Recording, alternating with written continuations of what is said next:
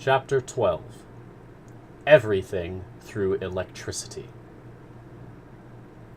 "Sir," Captain Nemo said, showing me the instruments hanging on the walls of his stateroom, "these are the devices needed to navigate the Nautilus.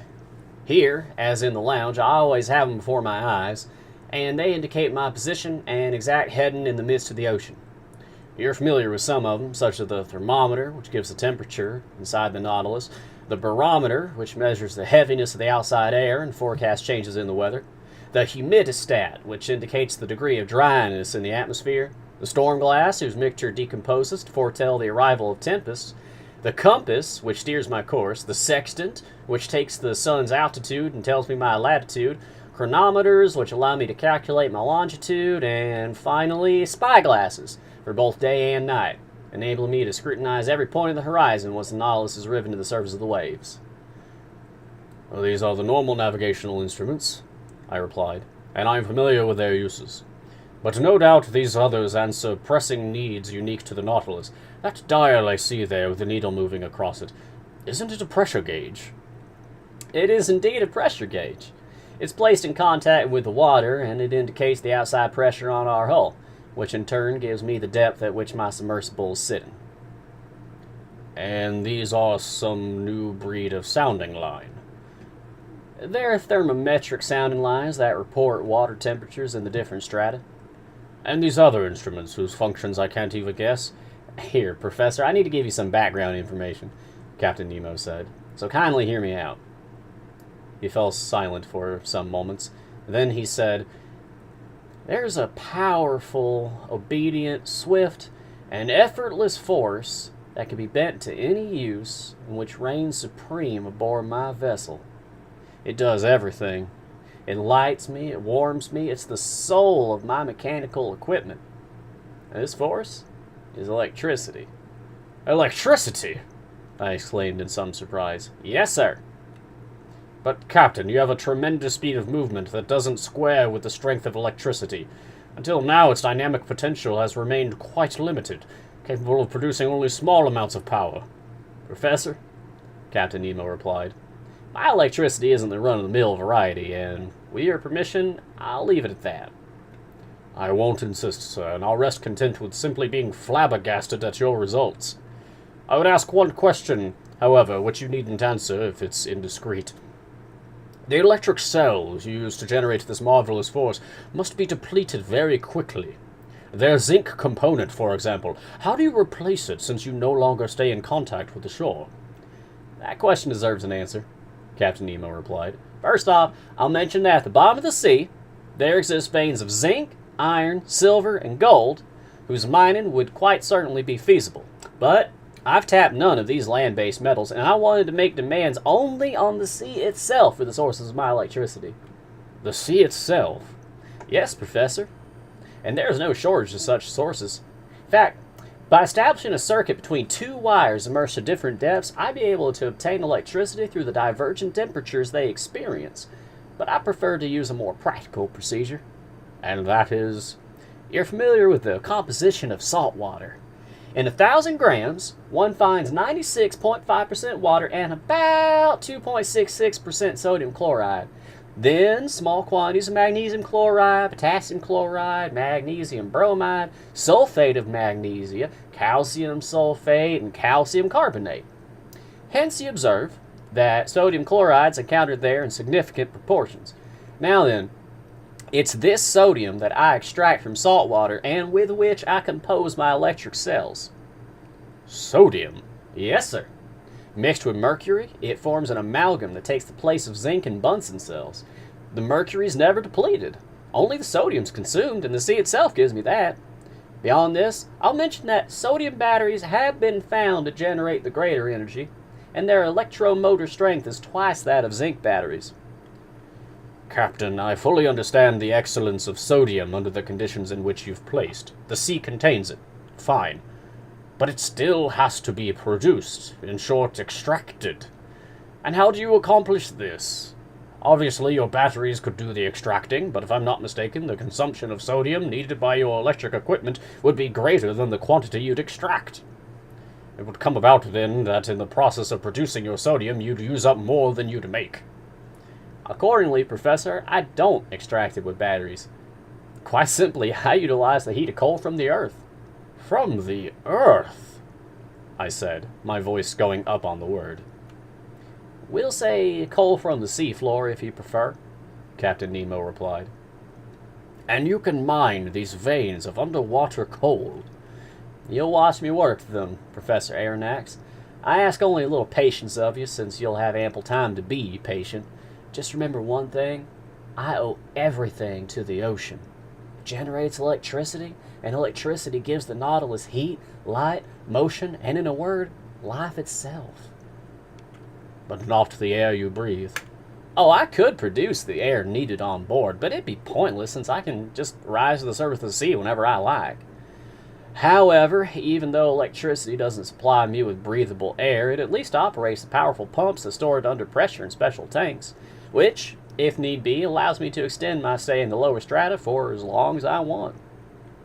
Captain, I replied, I'll rest content with my marveling. You've obviously found what all mankind will surely find one day, the true dynamic power of electricity. I'm not so certain they'll find it, Captain Nemo replied icily. But be that as it may, you're already familiar with the first use I found for this valuable force. It lights us, and with a uniformity and continuity not even possessed by sunlight. Now look at that clock.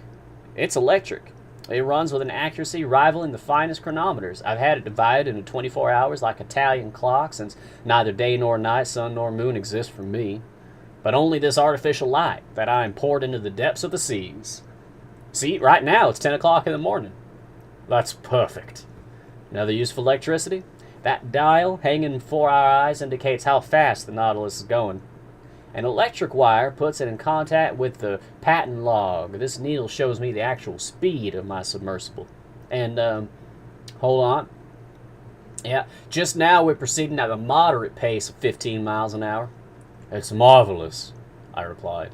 And I truly see, Captain, how right you are to use this force. It's sure to take the place of wind, water, and steam. That's not all, Professor Aronnax, Captain Nemo said, standing up. And if you'd care to follow me, we'll inspect the Nautilus's stern.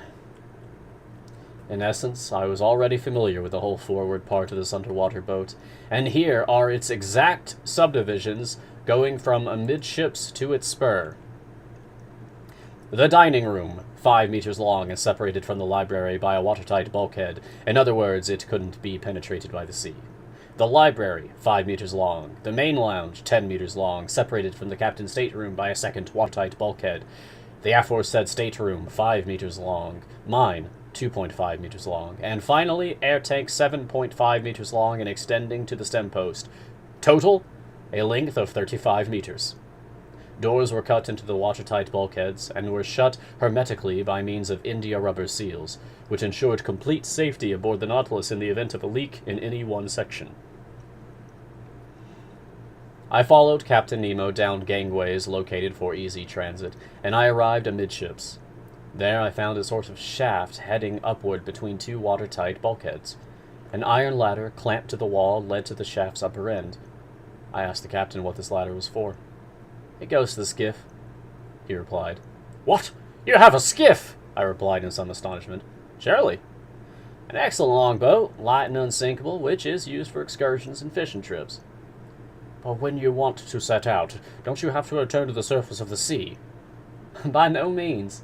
The skiff's attached to the top side of the Nautilus's hull and is set in a cavity expressly designed to receive it.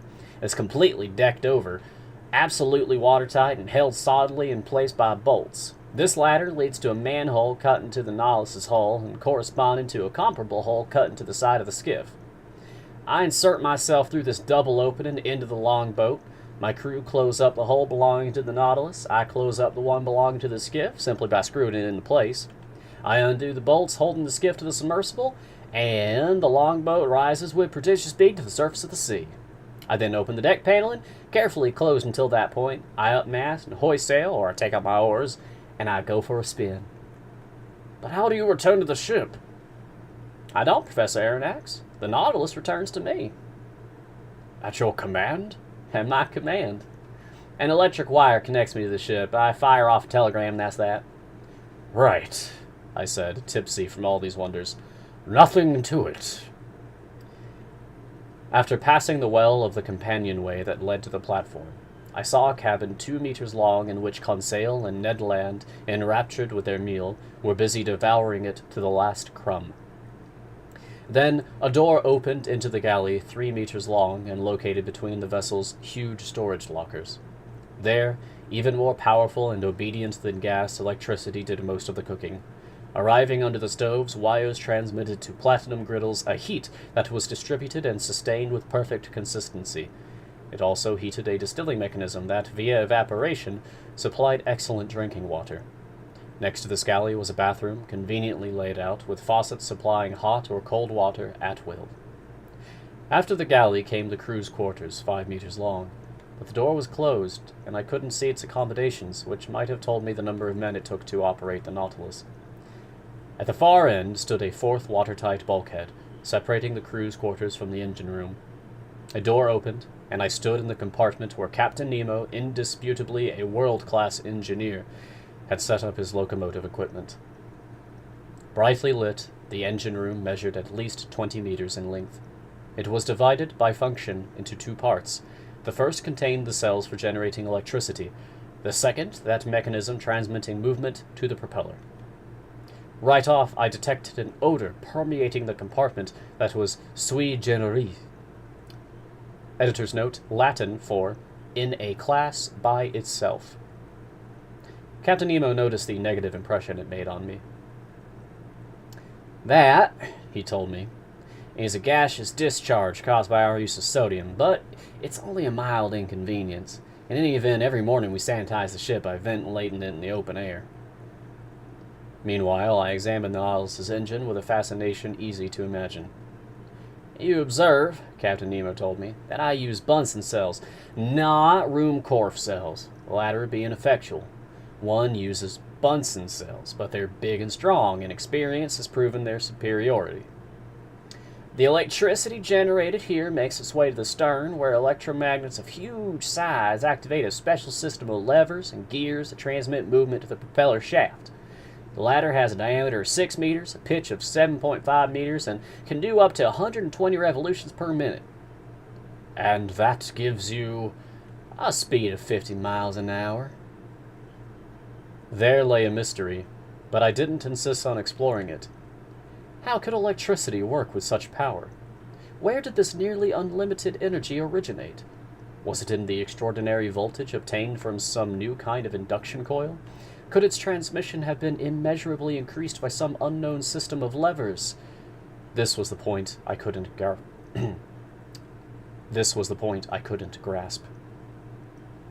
Author's note. And sure enough, there's now talk of such a discovery, in which a new set of levers generates considerable power. Did its inventor meet up with Captain Nemo? Captain Nemo, I said, I'll vouch for the results and not try to explain them. I've seen the Nautilus at work out in front of the Abraham Lincoln, and I know where I stand on its speed. But it isn't enough just to move. We have to see where we're going. We must be able to steer left or right, up or down. How do you reach the lower depths where you meet an increasing resistance that's assessed in hundreds of atmospheres? How do you rise back to the surface of the ocean? Finally, how do you keep your ship at whatever level suits you? Am I indiscreet in asking you all these things? Not at all, Professor, the captain answered me, after a slight hesitation, since you'll never leave this underwater boat. Come to the lounge. It's actually our workroom, and there you'll learn the full story about the Nautilus. End of chapter.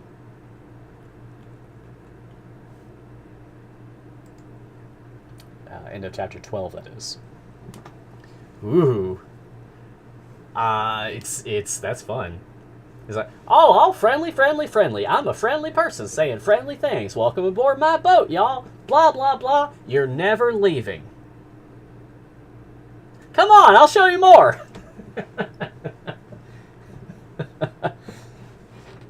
Ooh, Captain Nemo. Just the kind of, like, fun but friendly, also kind of scary character that I enjoy.